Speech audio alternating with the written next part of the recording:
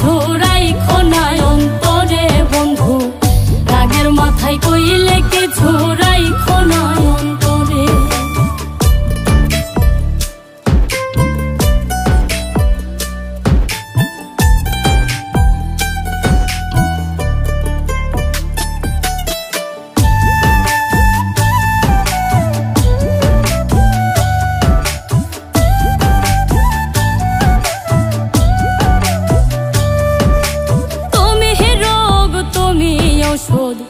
তুমি আমার ডাক্তার, সদাই খইলা রাইখো।